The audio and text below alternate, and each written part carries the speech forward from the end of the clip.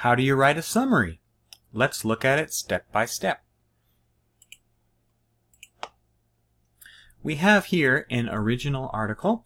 It's called Bilingualism and Its Advantages. So the first step to writing a summary is we need to know, what's this article all about? So the first step, read the article. Don't worry about taking notes or writing a summary now. Just read the article, try to get a general sense of what it is about. You can underline things as you read the article. If you find the thesis, underline that. If you find some important main points, underline those. Anything that you think is important should probably be in your summary. So as you read, try to underline the important things.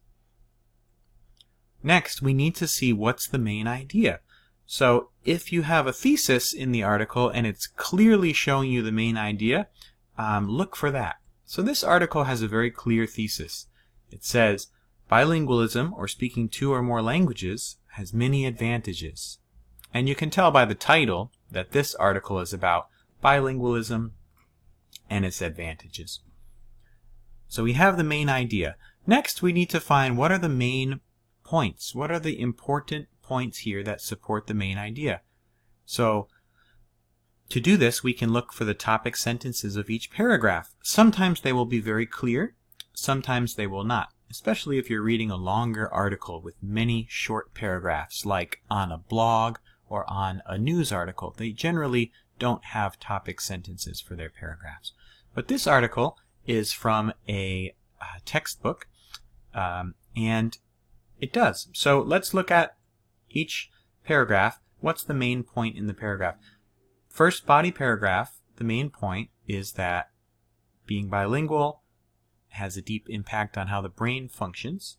So it impacts the brain.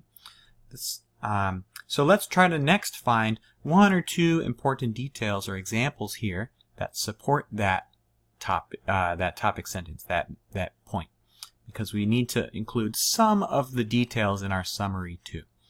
So looking at this paragraph, we can see that this sentence supports the main point, the topic sentence. Bilingual children can better learn words, rhymes, solve problems. So that shows how it impacts the brain, how being bilingual impacts the brain. Another supporting point here is that this sentence, having to switch between two languages on a constant basis seems to help these children develop a capacity to focus and ignore distractions. So this also supports the point that being bilingual affects how the brain works. So we have two important supporting details here that we should include in our summary. Let's look at the last paragraph. What's the main point? What's the topic sentence? It's very clear again here.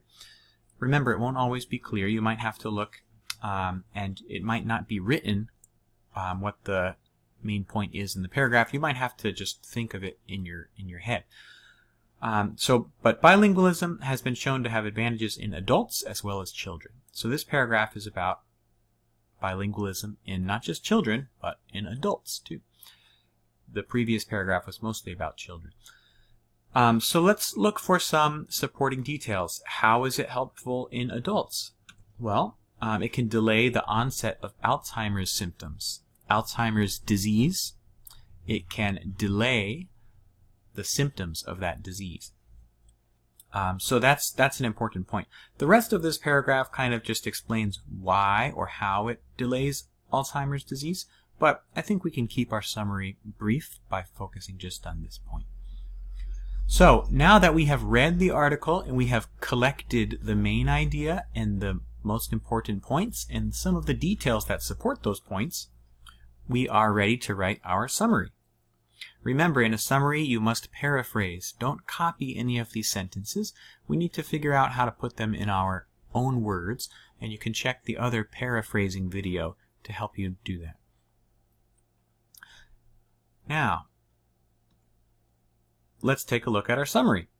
So we have the original article on the left. We have our summary on the right. Again, if you take a look at our summary, we have the main idea.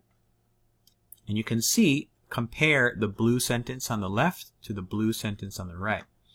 You can see how they're not the same. They're not copied. We paraphrased. We rewrote pretty much the same idea with new words. So a good way to do this is to read the original sentence and then close your eyes. Don't look at the original article.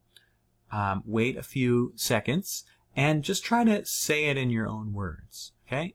It's important to not look too much at the original article when you write your paraphrase. Okay? So next we have the main points. Learning another language can help brain development, and we have the detail for that. Bilingual children are better at learning vocabulary, and so on. Next we have another detail that supports that. Right? Changing from one language to another helps you focus. Then we have our next main point. Being bilingual has an advantage when a person's older. You can see the original article. It said bilingualism has been shown to have advantages for adults. So instead of using the word adults, we said when a person is older. So that's an effective paraphrase. And last, we have the supporting detail for that. Alzheimer's disease progressed more slowly. Okay? It delayed the onset of Alzheimer's symptoms. That's the original article. So again, we paraphrased. So, to sum up, to write a summary, you need to read the original article. As you read, underline and find the main idea, the main important points, and the details that support those points. In an essay like this, it's easy to see the thesis, it's easy to find the topic sentences, but you may not always be able to find them so easily.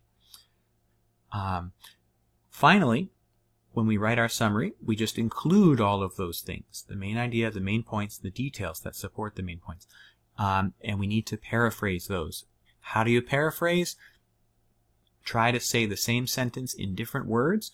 Don't look at the original article too much, because that will cause you to sometimes copy words, right? We don't want to copy words. So look at the article, read one sentence, close your eyes, and try to say the sentence in your own words. Okay?